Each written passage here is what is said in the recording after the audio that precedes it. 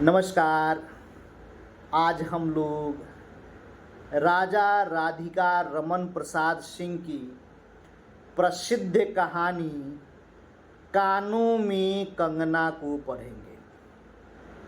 राजा राधिका रमन प्रसाद सिंह का जन्म 1890 ईस्वी में शाहाबाद बिहार में हुआ था। ये आधुनिक गद्यकारों में अपना एक अलग स्थान रखती है।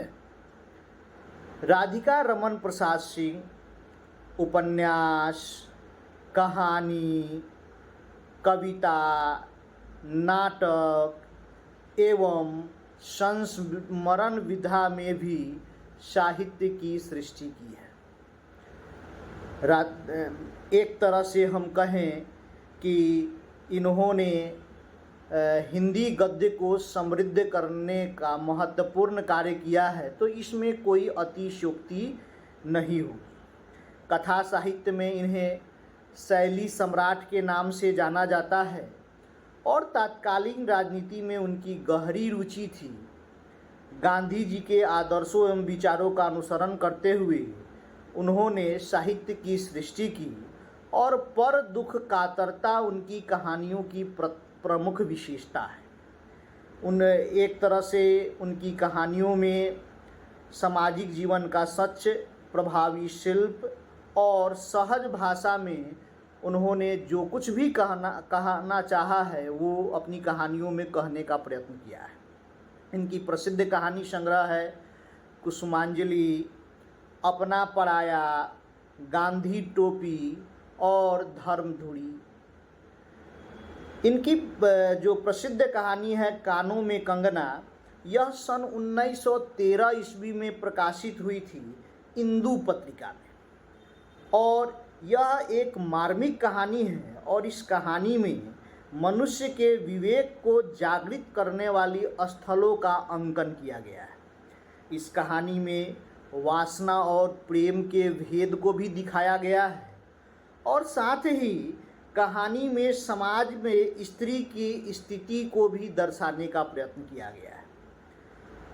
पुरुष जो है निर्बल प्रवृत्ति और पुरुष के झूठे आकर्षण में डूबे रहने और पुरुष की कमजोरियों को भी इस कहानी में दिखाने का प्रयत्न किया गया है। एक तरह से हम कहें तो यह कहानी स्त्री पुरुष प्रेम संबंधों और पुरुष द्वारा प्रेम में स्त्री को बांधकर विवाह करने और स्वयं जो है उस बंधन में न बंधे रहना और उससे मुक्त होकर स्वतंत्र जो है रूप से नए रिश्तों में रुचि रखना, इसी का रेखांकन जो है इस कहानी में राधिका रमन प्रसाद सिंह ने किया है। इस कहानी के प्रमुख पात्र हैं, पहली पात्र जो है वह किरण है। किरण कहानी की नायिका पात्र है और योगीश्वर की पुत्री है। दूसरा पात्र जो नायक है नरेंद्र कहानी का नायक है और किरण का प्रेमी और पति है। योगीश्वर इस कहानी के तीसरे पात्र हैं जो नरेंद्र के गुरु हैं तथा किरण के पिता हैं। चौथा पात्र जो है जूही है जो नरेंद्र का प्रेम पत्र किरण तक पहुंचाती है और कहानी की नारी सहायक पात्र के रूप में इस कहानी में उपस्थित है।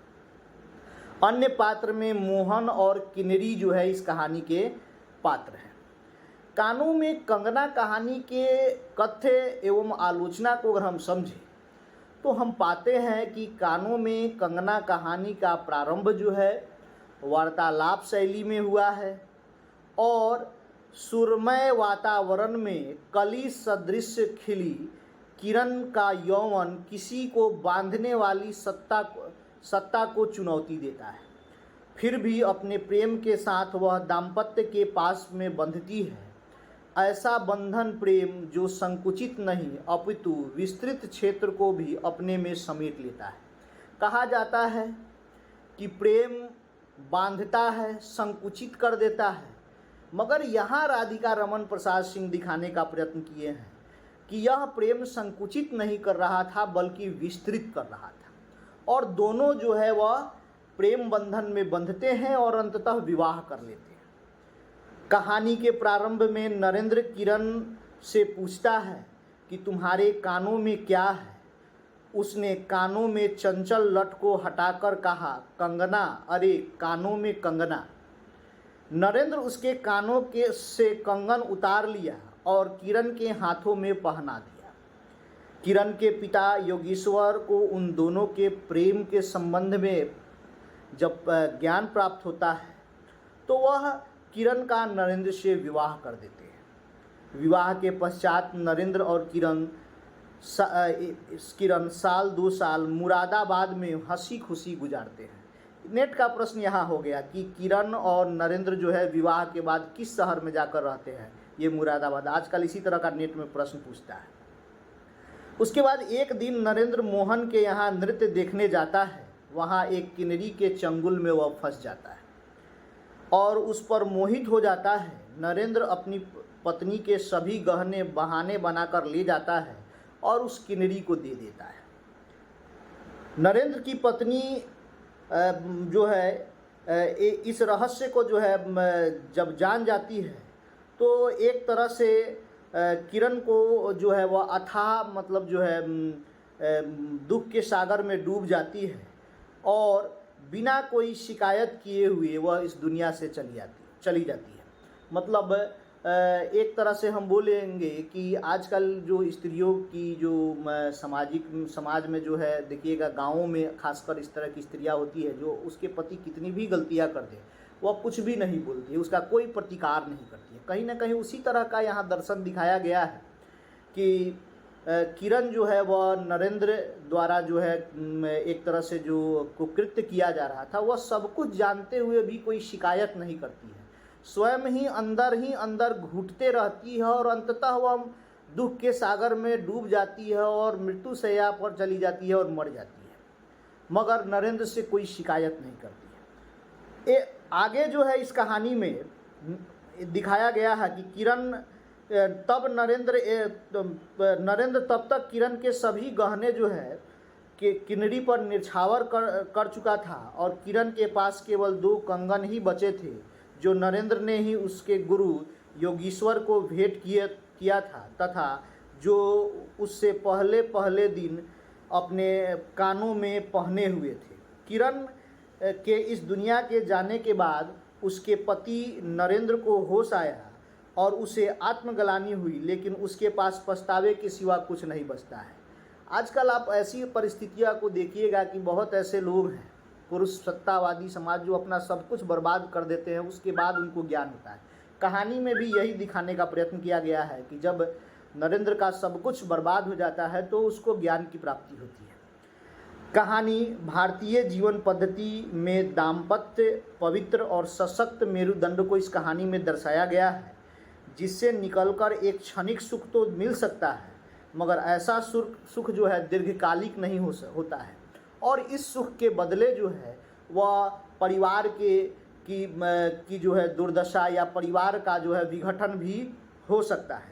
अलौकिक भोलापन और निसर्ग उच्छ्वास वाली किरण जब दाम्पत्य के सांचे में नए रूप में उपस्थित होती है तब उसका एक अलग सा सौंदर्य सामने आता है। ऐसा है कि उससे पहचानना तक मुश्किल हो जाता है।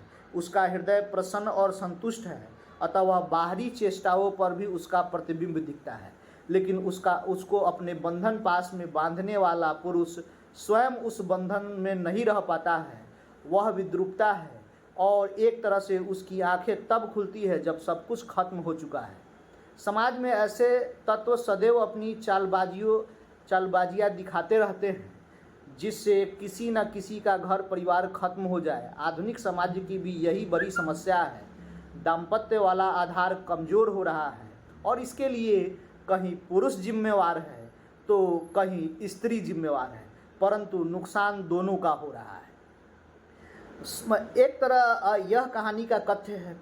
महत्वपूर्ण जो है इस कहानी की पंक्तियाँ जो नेट में पूछता है, मैं आप लोगों को बोल देता हूँ। आप लोग जो है ध्यान से वीडियो सुन लीजिएगा, आप लोगों को याद हो जाएगा। प्रथम पंक्ति है कि संध्या हो चली थी, सुनहरी किरणें सुदूर पर्वत पर चूड़ा में देख रही थी।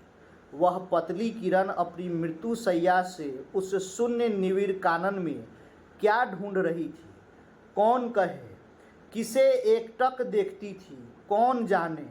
अपनी लीला भूमि को स्नेह करना चाहती थी या हमारे बाद वहाँ क्या हो रहा है इसे जोहती थी। मैं क्या बता सकूँ, हो जो उसकी उस भंगी में आकांक्षा अवश्य थी। ये प्रथम पंक्ति है। दूसरी पंक्ति है कि मैंने चटपट उसके कानों से कंगना उतार लिया, फिर धीरे धीरे उसकी उंगलियों पर चढ़ाने लगा। न जाने उस घड़ी कैसी खलबली थी। मुंह से अचानक निकल आया, किरण, आज भी यह घटना मुझे मरते दम तक न भूलेगी। यह भीतर तक बैठ गई है। ये दूसरी महत्वपूर्ण पंक्ति है। इस कहानी की तीसरी महत्वपूर्ण पंक्ति है कि समय का अद्भुत चक्र है। जिस दिन मैंने धर्म ग्रंथ से मुंह मोड़ा, उसी दिन कामदेव ने वहां जाकर उसकी किताब पर पहला सफ़ा उल्टा। देखिए, अगर आप साहित्य के विद्यार्थी हैं तो आप बहुत ऐसे प्रसंग उपन्यासों और कहानियों में पढ़ेंगे कि जब व्यक्ति पढ़ते लिखते रहता है तब तक व्यक्ति के मन में काम भावना या स्त्री के प्रति आकर्षण नहीं रहता है, लेकिन ज्यों ही पढ़ाई लिखाई समाप्त होता है व्यक्ति का आकर्षण स्त्रियों के प्रति होने लगता है।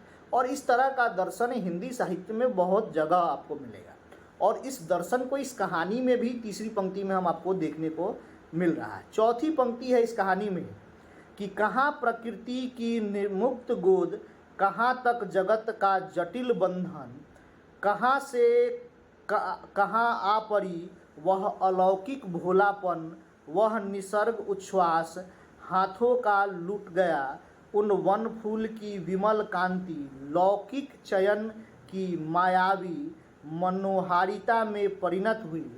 अब तक आंखें उठाकर आकाश के नीरव बातचीत करने का अवसर कहाँ से मिले, मलयायु से मिलकर मलयाचल के फूलों की पूछताछ क्यों कर हो।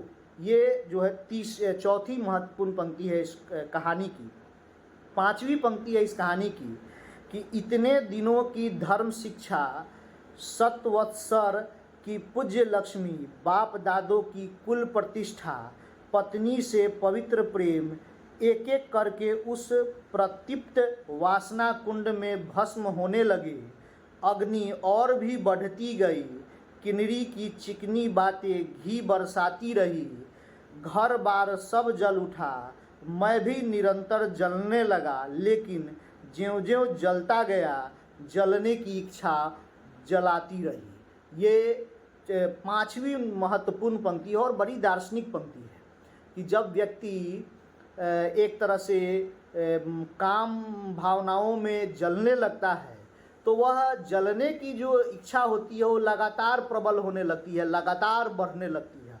और इसी को दार्शनिक रूप से राधिका रमन प्रसाद सिंह इस कहानी में स्थापित करने का प्रयत्न किया है। छठी महत्वपूर्ण पंक्ति है इस कहानी की कि आंखें मुख पर जा पड़ी, वही कंगन थे, वैसे ही कानों को घेर कर बैठे थे। मेरी स्मृति तरित वेग से नाच उठी, दुष्यंत ने अंगूठी पहना ली, भूली शकुंतला उस पल याद आ गई।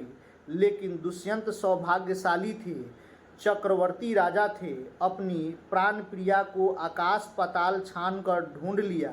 मेरी किरण तो इस भूतल पर ही न थी कि किसी तरह प्राण देकर भी पता जो है चले, परलोक से मैं ढूंढ निकालूं, ऐसी शक्ति इस दीनहीन मानव में कहाँ। ये अंतिम और आखिरी पंक्ति है जिसमें नरेंद्र जो है वह पत्नी के मरने के बाद वह पछतावा कर रहा है कि अगर पत्नी को कहीं से ढूंढ लेने के लिए अगर कोई भी अगर रास्ता बचा रहता तो मैं ढूंढ लेता, लेकिन वह तो अब इस दुनिया में है ही नहीं। और एक तरह से हम कहें कि यह कहानी स्त्री पुरुष प्रेम और स्त्रियों को प्रेम में बंधन में बांधने के बाद, विवाह के बाद पुरुषों के द्वारा नए रिश्तों की तरफ जो मतलब आकर्षण हो जाता है, नई स्त्रियों के प्रति आकर्षण हो जाता है, या स्त्रियों को भी इस तरह का आकर्षण हो जाता है। लेकिन इस कहानी में पुरुष के उस आकर्षण को, उस काम भावना को दिखाया गया है जो किसी एक स्त्री से तृप्त नहीं होता है। तो इस प्रकार आपका यह कहानी जो है वो आज समाप्त हुआ। और आप लोग जो है ये कोशिश कीजिएगा कि मेरे इस वीडियो को ज़्यादा से ज़्यादा विद्यार्थियों के पास शेयर कीजिए। जितने भी नेट वाले विद्यार्थी हैं वो सभी लोग शुरू से जो है मेरे वीडियो को एक बार अवश्य देख ले, जिससे वो जो है मैं आपको अब नेट का एग्ज़ाम नेट परीक्षा की तिथि भी घोषित कर दी गई है, शेड्यूल भी जारी कर दिया गया है। अब आप लोग जो है मतलब जो है तैयारी के लिए लग जाइए और पूरे वीडियो को एक बार देख लीजिए। 10 क्वेश्चन हिंदी कहानी से आता है। पूरी कहानी यूनिट वाइज ये क्रम से मैं पढ़ा दे रहा हूँ और आप लोग कोशिश कीजिए कि पूरी कहानी को पढ़ ले और ज़्यादा से ज़्यादा विद्यार्थियों से सब्सक्राइब करवाएं, ज़्यादा से ज़्यादा विद्यार्थियों तक इसको शेयर करवाएं, जिससे व्यू बढ़े। और जब व्यू बढ़ जाएगा तो हम लाइव आकर आपका क्लास करने लगेंगे। जब ही 1000 सब्सक्राइबर हुआ हम आपका लाइव क्लास करने लगेंगे, उसमें समस्याएं नहीं होगी जिस तरह से गूगल मीट पे होती थी।